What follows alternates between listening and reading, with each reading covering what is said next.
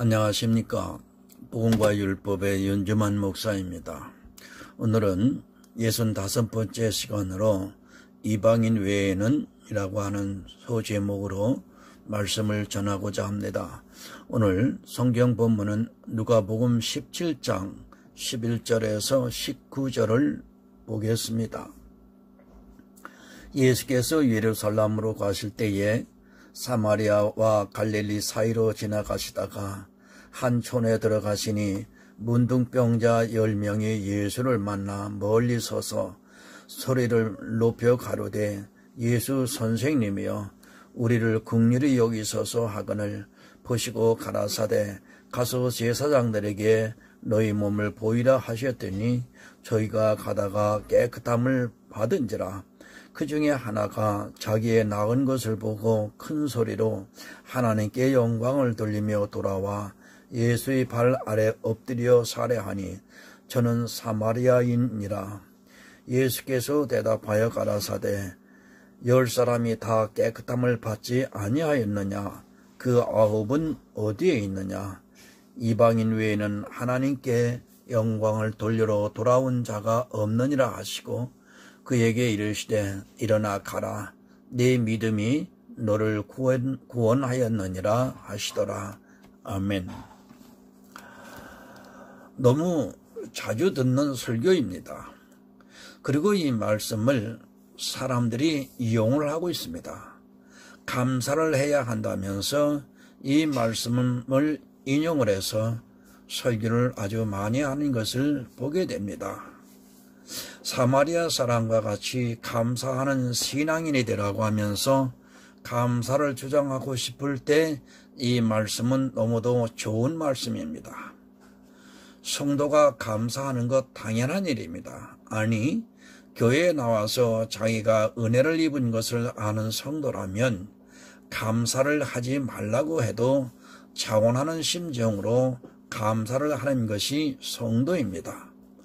감사는 억지로 하는 것이 아니라 자기 마음에서 우러나올 때 참 감사가 되는 것입니다. 감사의 사전적인 뜻을 살펴보겠습니다.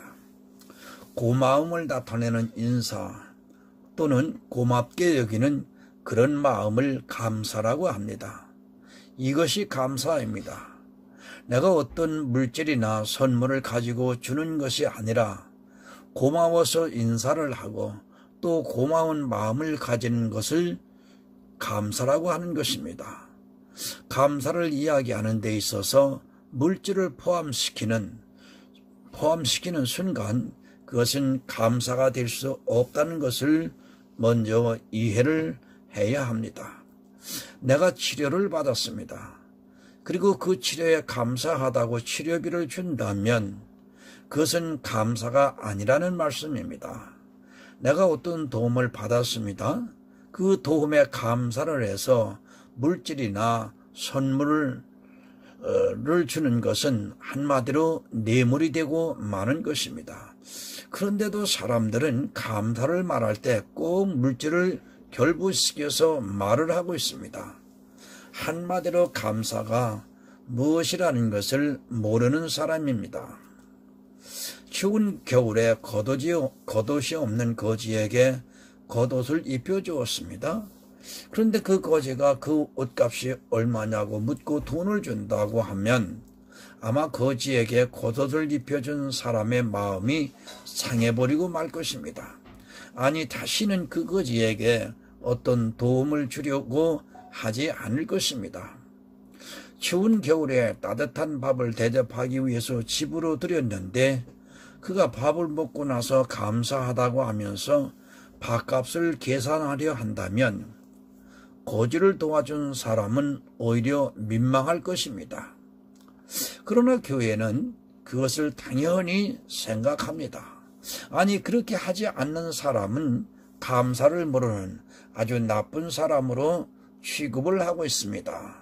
아니, 나쁜 사람이 아니라 때로는 믿음이 없는 사람으로 취급을 당하기가 일쑤입니다. 자기가 어떤 존재인가를 모르고 거지 주제에 따뜻한 옷을 얻어 입고서 그 옷값이 얼마냐고 하나님께 물으면서 그 옷값을 지불하고 있으며 그것을 해야 한다고 가르치는 것이 바로 오늘날 교회의 실정입니다. 성도 여러분, 하나님은 부자이십니다.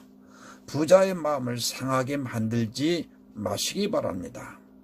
여러분이 몇십억을 가지고 있는데 주변에 가난한 사람들이 있어서 쌀을 사서 보태주었는데 그것을 받은 사람들이 쌀값을 지불하겠다고 한다면 과연 여러분이 다시 가난한 사람들을 돕겠습니까? 마음으로 감사하기만 하면 됩니다. 그 사람들이 쌀값을 물어보는 것이 아니라 차라리 그 앞에 와서 전심으로 감사하다고 한다면 그 부자는 또 가난한 사람을 돕고 싶은 마음이 생길 것입니다. 진심으로 자기에게 감사한 마음을 표현하는 것을 원하는 것이지 정말 감사하다고 하면서 쌀값을 주는 것을 원하는 것이 아닙니다. 그것은 감사가 아니라 오히려 부자를 모욕하는 것입니다. 성도 여러분, 하나님을 모욕하지 마시기 바랍니다. 무엇이든지 물질로 해결을 하려고 하는 신앙인들의 생각이 얼마나 하나님을 모멸하는가를 바로 깨닫지 못하면 그는 감사를 하고도 지옥에 가는 불쌍한 인생이 되고 말 것입니다. 자기를 멸시하고 모멸감을 주는 사람을 하나님께서 천국으로 인도하시겠습니까? 제가 감사를 하지 말라는 것은 아닙니다. 성도는 하나님으로부터 받은 축복에 늘 감사를 하면서 살아가야 합니다. 그 감사로 인하여 또 다른 사람들에게 복음이 전파될 수 있기 때문에 축복을 받았으면 그만큼 감사를 하면서 살아가야 합니다. 그것은 누가 가르치는 것도 아니고 또 누가 강제적으로 강요를 해서 하는 것이 아니라 진심으로 마음에서 우러나와 하는 감사입니다. 어린아이들 같습니다. 아니, 어린아이 취급을 하면서 가르치고 있습니다. 감사를 모르는 사람들에게 감사를 가르친다고 하면서 성경 말씀을 이용을 해서 자기들이 유리한 대로 해석을 하면서 은근히 강요를 하고 있다면 그렇게 요구를 하는 사람이나 또 감사를 하는 사람이나 모두 하나님을 멸시하는 행위이기 때문에 반드시 그들은 멸망을 당하고 말 것입니다. 성도 여러분, 성경을 바로 해석을 못하면 죽습니다. 교회에 나왔다고 다 천국에 가는 것이 아니라 유일하신 참 하나님이 어떤 분이신가, 또 그분이 보내신 자 예수 그리스도의 은혜가 무엇인가를 모르는 사람은 교회에 나와서 평생 충성을 다했어도 그는 버림을 받게 됩니다. 본문 11절을 한번 보겠습니다. 예수께서 예루살렘으로 가실 때에 사마리아와 갈릴리 사이로 지나가시다가 한 촌에 들어가시니 문둥병자 10명이 예수를 만나 멀리 서서 소리를 높여 가로되 예수 선생님이여 우리를 긍휼히 여기소서. 아멘. 이미 예수님의 소문이 다 났습니다. 예수님께서 수많은 병자를 고치시고 보리떡 5개로 5,000명을 먹이시고 하는 그런 기적을 알고 있습니다. 그런 예수님께서 예루살렘으로 가실 때 문둥병 10명이 있다가 예수께서 지나가시니까 소리를 치면서 자기들을 불쌍히 여겨서 고쳐주시기를 간절히 구하고 있습니다. 이들은 예수님께서 치료해 주실 것이라 믿었습니다.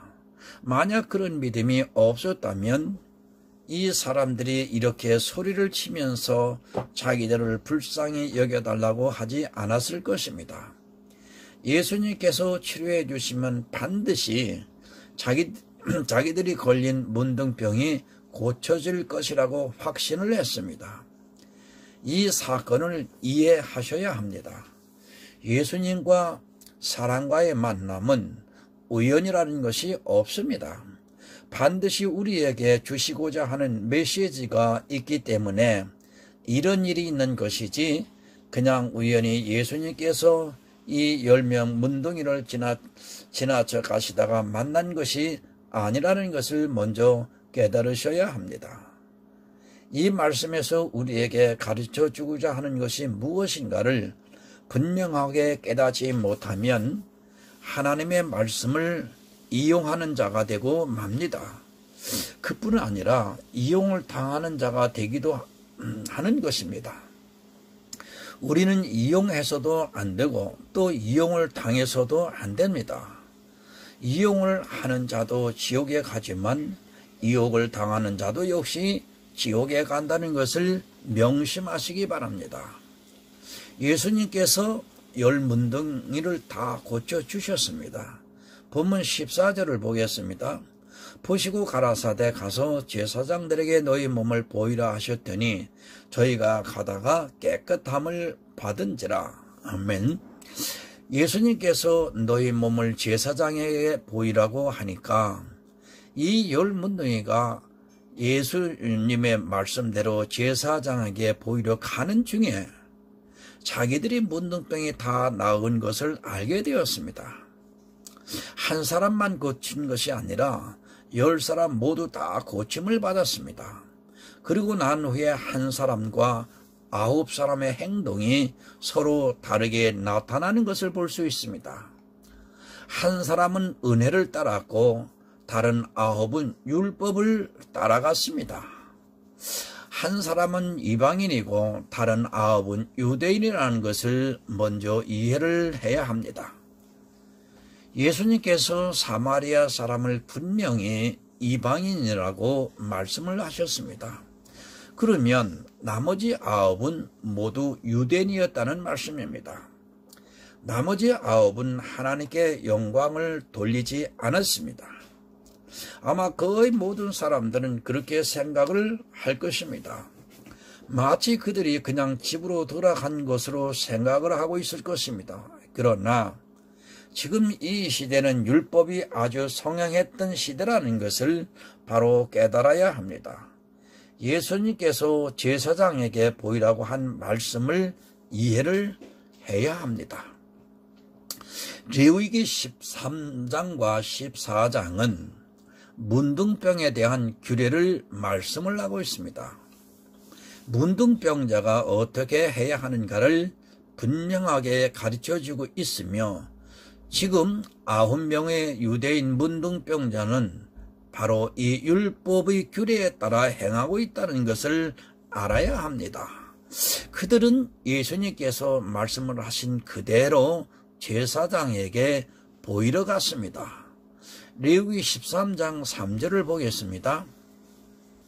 제사장은 그 피부의 병을 진찰할지니 환처의 털이 휘어지고 환처가 피부보다 우묵하여졌으면 이는 문둥병의 환처라. 제사장이 진단하여 그를 부정하다 할 것이요. 문둥병자의 진단을 누가 합니까? 문둥병이 걸린 것도 제사장이 진단을 하고 또 그가 문둥병에서 나았을 때도 제사장이 진단을 하게 되어 있습니다.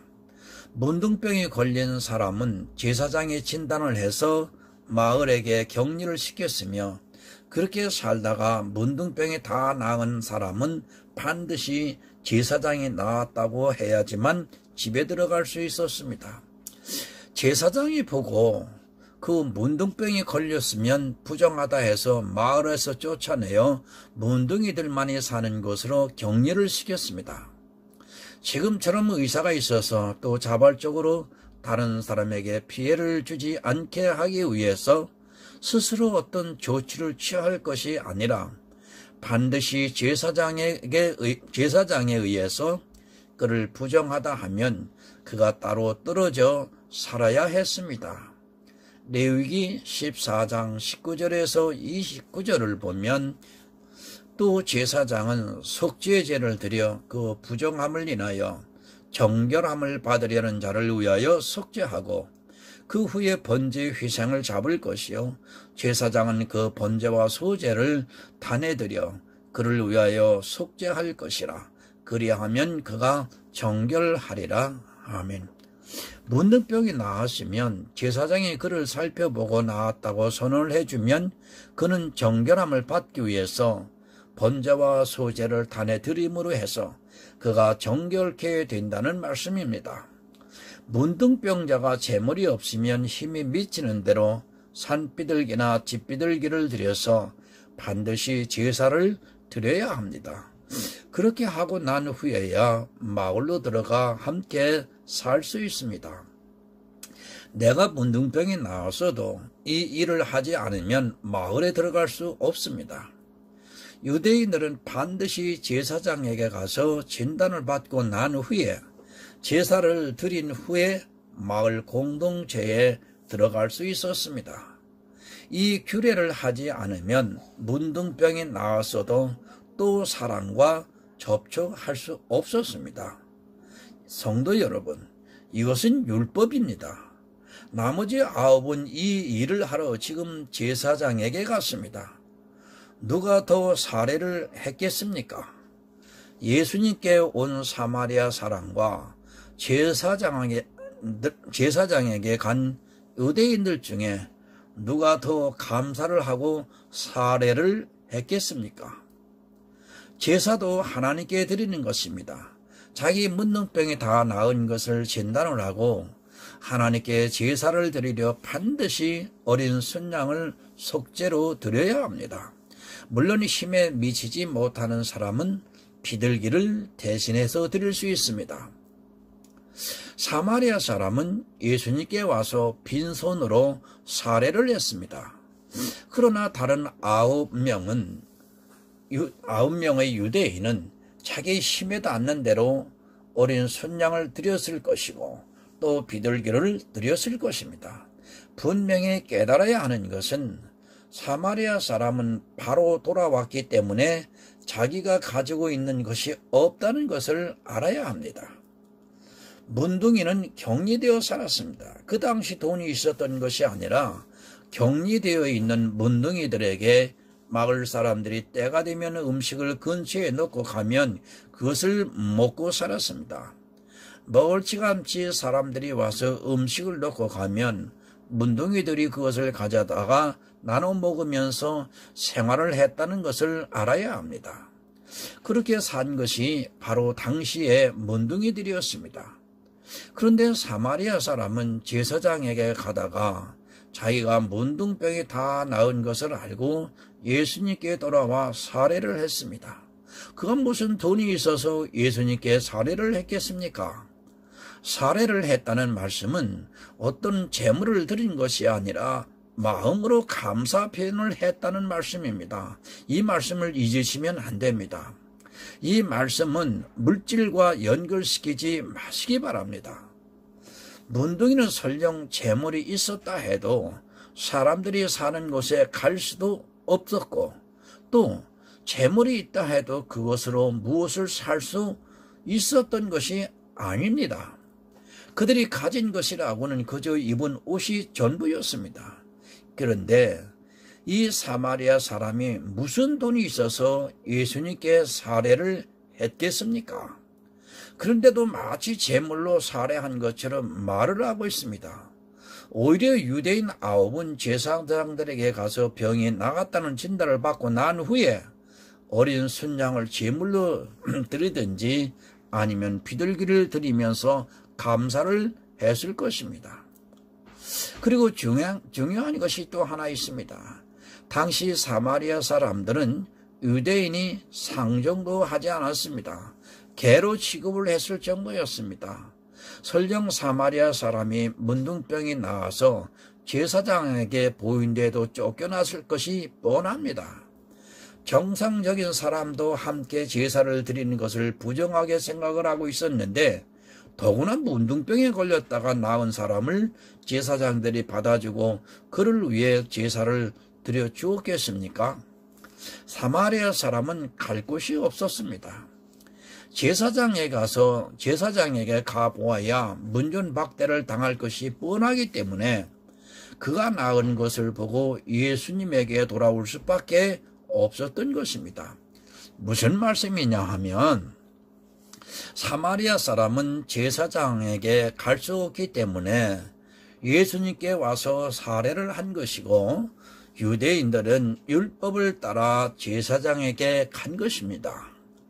하나는 예수를 찾아올 수밖에 없는 처지였고, 나머지 9사람은 율법이라는 것이 있었기 때문에 그 율법에 따라 제사장을 찾아갔던 것입니다.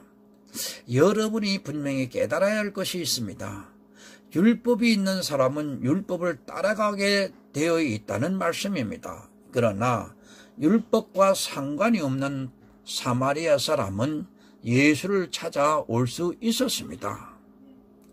여러분, 이들이 다 함께 은혜를 입었습니다. 10사람 모두가 고침을 받았습니다. 그러나 율법이 있는 사람은 그 율법에 따라 행해야 하기 때문에 예수님에게 오는 것보다 더 급하게 해야 할 일이 있었던 것입니다.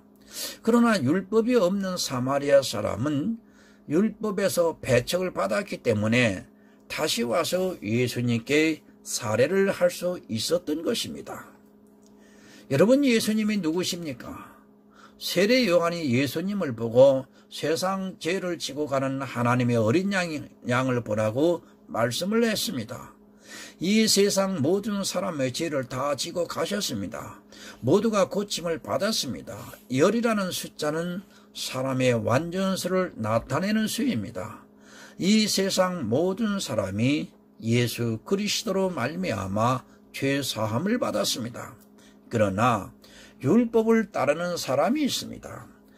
아직도 율법에 속해 9명과 같이 제사장에게 보이려고 가는 사람이 있고, 한 사람은 율법을 따라가려고 해도 율법에 의해 버림을 받았기 때문에 갈 수가 없어서 예수님에게 오는 사람이 있다는 말씀입니다.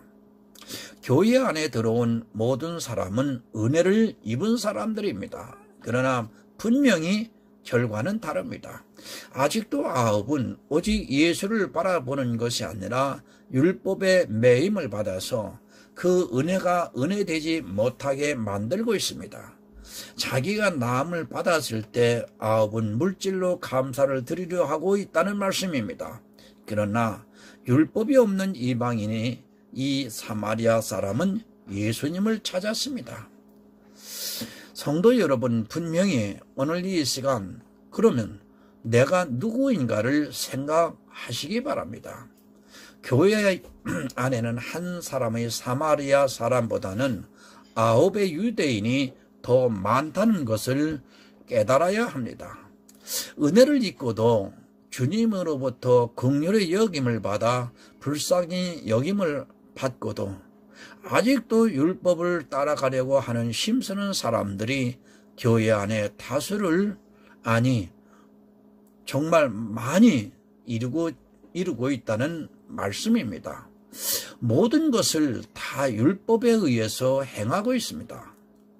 주님께서 십자가를 통해 내 모든 죄를 다 용서해 주시고 내가 구원을 받았는데도 아직도 율법에서 벗어나지를 못하고 율법을 따라가고 있는 사람이 9이라는 말씀입니다. 예수님의 은혜에 감사를 드려야 하는데 율법에 따라서 감사를 표현하려고 하는 사람들이 교회 안에 다수를 이루고 있다는 말씀입니다. 본문으로 다시 돌아가겠습니다. 누가복음 17장 15절과 16절을 보겠습니다. 그 중에 하나가 자기가 낳은 것을 보고 큰 소리로 하나님께 영광을 돌리며 돌아와 예수의 발 아래 엎드려 살해하니 저는 사마리아인이라. 아멘. 사마리아 사람만 왔습니다. 그가 하나님께 영광을 돌리며 올 수 있었던 것은 율법에 의해서 버림을 받았고 또 설령 제사장들에게 가보아야 문전박대를 당할 수밖에 없기 때문에 예수님에게 다시 돌아올 수 있었던 것입니다. 9은 낳은 것을 몰랐겠습니까? 그들도 똑같이 낳은 것을 알았지만 그들에게는 더 급한 것이 있었습니다. 그것은 제사장들에게 보이고 제사장의 진단에 따라 정결케 되는 규례를 행해야 하기 때문에 모두 그리로 갈 수밖에 없었던 것입니다. 함께 은혜를 입었지만 율법에 사로잡혀 있는 사람들은 그 율법에 의해 자기가 받은 은혜가 은혜되지 못하게 만들고 있다는 말씀입니다. 다시 말씀을 드립니다. 이 문둥병자가 무엇으로 살해를 했습니까? 아무것도 예수님에게 드릴 것이 없는 사람입니다. 그저 마음으로 살해를 하고 감사를 표했을 뿐입니다. 그런데 이 말씀을 이용을 하면서 마치 사마리아 사람이 예수님에게 무슨 물질로 감사를 드리는 것으로 주장을 하는 사람들이 많이 있습니다. 모두가 거짓 선지자들입니다. 하나님께서는 우리 재물을 받지 않으신다는 것을 깨달아야 합니다. 그것을 모르기 때문에 성경을 보면서 거의 물질과 연관을 시켜서 사람들을 미혹시키고 있습니다. 또 그렇게 감사를 하라고 강요를 하고 있습니다. 모두가 자기 배후를 채우려고 하는 거짓 선지자들이라는 것을 깨달아야 합니다. 그렇게 주장하는 사람도 그것에 이용을 당하는 사람도 똑같이 영적인 범죄자라는 것을 깨달으시기를 바랍니다. 여러분, 나는 속았습니다. 나중에 가서 그런 말이 안 통합니다. 지혜가 부족하거든 구하라고 분명히 말씀을 하셨습니다. 구하면 반드시 주겠다고 말씀을 하셨는데도 율법에 미혹이 되어서 지혜를 구할 생각도 안 하다가 나중에 가서 저 사람 때문에 속았다고 해보아야 소용이 없는 것입니다. 그래서 예수님께서 교회에 왔다가 버림을 받는 사람들을 향해 슬피 울며 이를 갈미 있으리라고 말씀을 하셨습니다. 속이는 자와 속는 자는 다 똑같습니다. 물론 속이는 자가 나중에 더 큰 벌을 받게 될 것입니다. 그렇다고 해서 속는 자가 죄가 없다고 할 수 없다는 것을 깨달아야 하며, 이런 말씀을 가지고 이용을 하는 사람들에게 미혹당하지 않도록 늘 깨어 지혜를 구하는 아름다운 성도가 되시기를 바랍니다. 17절을 봅니다. 예수님께서 대답하여 가라사대 10사람이 다 깨끗함을 받지 아니하였느냐? 그 9은 어디에 있느냐? 이 이방인 외에는 하나님께 영광을 돌리러 돌아온 자가 없느냐 하시고, 율법을 따라간 자들은 하나님께 영광을 돌리지 못했습니다. 그러나 율법이 없는 이방인인 사마리아 사람은 율법을 따라갈 수 없기 때문에 예수님께 다시 와서 영광을 돌릴 수 있었습니다.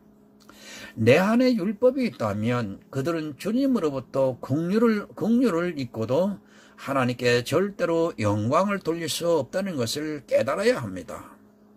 율법이 없어야 합니다. 율법이 있는 자는 긍휼을 잊고도 율법을 따라가지만, 율법이 없는 이방인은 긍휼을 잊고 예수님을 찾아와 하나님께 영광을 돌릴 수 있는 것입니다. 그러나 불행하게도 이 시대는 율법이 너무 성행을 하고 있습니다. 자기들이 지키는 율법을 아주 자랑스럽게 생각을 하고 있습니다. 그런 사람들은 예수 그리스도의 십자가를 바라보고 있지만 그것이 영광이 될 수 없다는 것을 분명하게 깨달아야 합니다. 본문 19절입니다. 그에게 이르되 일어나 가라. 네 믿음이 너를 구원하였느니라 하시더라. 아멘. 율법이 없는 이방인은 예수님을 다시 찾아와 하나님께 영광을 돌리고 구원을 받았습니다. 문둥병만 낫는 긍휼을 입은 것이 아니라 그 영혼까지도 구원을 받는 영광에 참여를 하게 되었습니다. 그러나 육체의 긍휼을 잊고도 율법을 따라간 나머지 9사람은 비록 문둥병은 나아 편안한 삶을 살았을지라도 그 영혼은 구원을 받지 못했습니다. 여러분, 오직 예수님께 와야 합니다. 우리는 율법에게로 가면 절대 안 됩니다. 교회에 나온 것은 정말 주님으로부터 긍휼을 입은 대단한 사건입니다. 그러나 교회에 나와서 율법을 따라간다면 그는 교회 안에서 평안한 삶을 살았을지라도 그의 영혼은 구원을 받을 수 없습니다. 오늘 이 말씀을 들으시는 성도 여러분, 내가 누구를 찾고 있는가 정말 다시 한번 자신을 돌아보시고 말씀에 비추어 생각해 보시기 바랍니다. 교회에 와서 평안한 삶을 사는 것으로 만족하지 마시고 오직 예수를 믿음으로 그 영혼까지 구원을 받는 정말 천국의 아름다운 성도가 되시기를 예수 그리스도의 이름으로 부탁을 드립니다. 기도하겠습니다.